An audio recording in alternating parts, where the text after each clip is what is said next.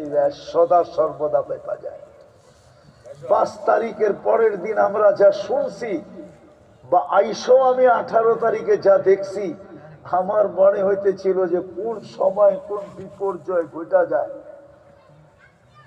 কিন্তু আলহামদুলিল্লাহ আস্তে আস্তে বিপর্যয়ের কোনো বিপর্যয় হয় না, সব ঠিক স্বাভাবিক চলতেছে, ঠিক না?